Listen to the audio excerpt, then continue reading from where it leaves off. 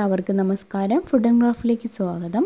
അപ്പോൾ ഇന്ന് ഞാൻ വന്നിട്ടുള്ളത് കേടായിട്ടുള്ള, അതായത് ഫ്യൂസ് ആയിട്ടുള്ള ബൾബുകൾ നമ്മുടെ വീട്ടിലൊക്കെ കാണില്ലേ, അങ്ങനത്തെ ബൾബ് വെച്ചിട്ടുള്ള നല്ലൊരു ക്രാഫ്റ്റ് ഐഡിയ ആയിട്ടാണ്. അപ്പോൾ നമ്മൾ ഇതിനു മുമ്പും ചെയ്തിട്ടുണ്ട് ഫ്യൂസായ ബൾബ് വെച്ചിട്ടുള്ള ക്രാഫ്റ്റൊക്കെ. അപ്പോൾ കൂടുതൽ ഇഷ്ടമുള്ളവർ അതൊക്കെ ഒന്ന് കണ്ടു നോക്കിയാൽ മതി ചാനലിൽ കയറിയിട്ട് കേട്ടോ. അതുപോലെ തന്നെ കഴിഞ്ഞ ദിവസം ഞാൻ കേടായിട്ടുള്ള ടോർച്ചിനെയും ഒന്ന് റീയൂസ് ചെയ്തിട്ടുണ്ടായിരുന്നു.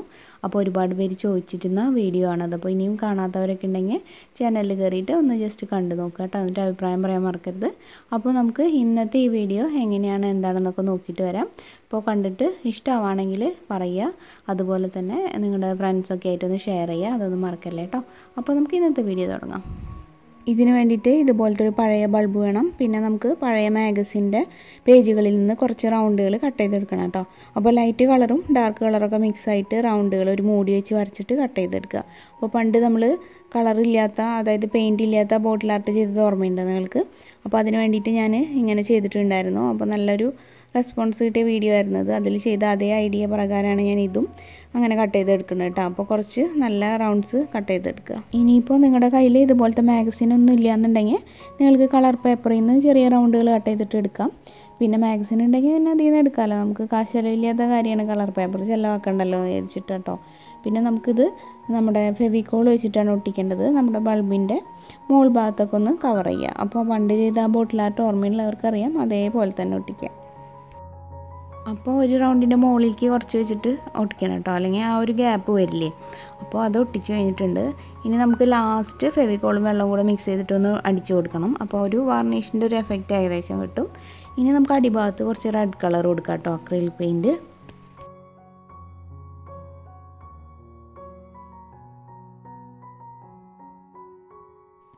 ഇനി അടുത്തതായിട്ട് വേണ്ടത് ഇതുപോലത്തെ ഒരു കുഞ്ഞു കണ്ടെയ്നറാണ്. അപ്പോൾ ഇതുപോലത്തെ ബോക്സ് ഒന്നും ഇല്ലയെന്നുണ്ടെങ്കിൽ നിങ്ങൾക്ക് സാധാരണ കുപ്പിയുടെ മൂടി കുറച്ചൊരു വലുപ്പമുള്ളത് നോക്കിയിട്ട് എടുക്കുക കേട്ടോ. അപ്പോൾ എന്തായാലും ഇതിനെ നമുക്ക് നമ്മുടെ ആ ചാക്ക് വെള്ളിയില്ലേ, ആ ഒരു ജൂട്ട് ഡ്രോപ്പ് വെച്ചിട്ടൊന്ന് കവർ ചെയ്തെടുക്കാം. അപ്പോൾ ഫുള്ളും പശ വേണമെന്നില്ല, ആദ്യ ഭാഗത്തൊന്ന് പശ ഒട്ടിക്കുക, പിന്നെ ലാസ്റ്റും കേട്ടോ. പിന്നെ നല്ല ടൈറ്റിൽ അടുപ്പിച്ച് തന്നെ ചുറ്റുക. അപ്പോൾ ഇതിൻ്റെ ഒരു മോൾ ഭാഗത്ത് ഞാൻ കുറച്ചൊരു വുളൻ്റെ ചുവപ്പ് ത്രെഡ് ചുറ്റി കൊടുത്തിട്ടുണ്ട്, ഒരു മാച്ച് വരാൻ വേണ്ടിയിട്ട്. പിന്നെ ഒരു 4 പീസ് ത്രെഡ് നമ്മൾ കറക്റ്റ് ഒന്ന് അളവ് നോക്കിയിട്ട് കട്ട് ചെയ്തെടുക്കുക. പിന്നെ അത് ആ ഒരു കണ്ടെയ്നറിൻ്റെ 4 സൈഡിലായിട്ട് ഒട്ടിച്ച് വെക്കണം കേട്ടോ.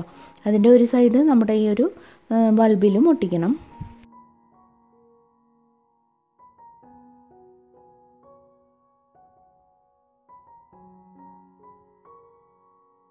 ഇപ്പോൾ ദേ ഇങ്ങനെ ആയിട്ടുണ്ട്. ഇനി വേണമെങ്കിൽ നമുക്ക് ഇതുപോലത്തെ 3D ലൈനർ വെച്ചിട്ട് ജസ്റ്റ് ഒരു ഡിസൈനും കൂടെ വരച്ചു കൊടുക്കാം കേട്ടോ.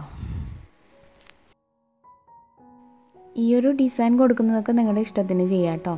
പിന്നെ ഒരു കാര്യം, നമ്മൾ എല്ലാം കഴിഞ്ഞ ശേഷം ഈ ഒരു പേപ്പർ ഒട്ടിച്ച ഭാഗമില്ലേ, അവിടെ നമുക്ക് കുറച്ച് ഫെവിക്കോളും വെള്ളം കൂടെ മിക്സ് ചെയ്തിട്ട് ഒന്ന് ബ്രഷ് ചെയ്ത് കൊടുക്കണം. അപ്പോൾ 2:1 എന്നുള്ള പ്രൊപ്പോർഷനിൽ എടുത്താൽ മതി. 2% ഫെവിക്കോളിന് 1% വെള്ളം. ഇത് നന്നായിട്ട് മിക്സ് ചെയ്തിട്ട് ഒന്ന് ബ്രഷ് ചെയ്ത് കൊടുക്കുക. അപ്പോൾ ഈ പേപ്പറിനൊക്കെ നല്ലൊരു തിളക്കം കിട്ടും, പിന്നെ നന്നായിട്ട് ഇങ്ങനെ ഒരു പെർഫെക്ഷനും കിട്ടും കേട്ടോ.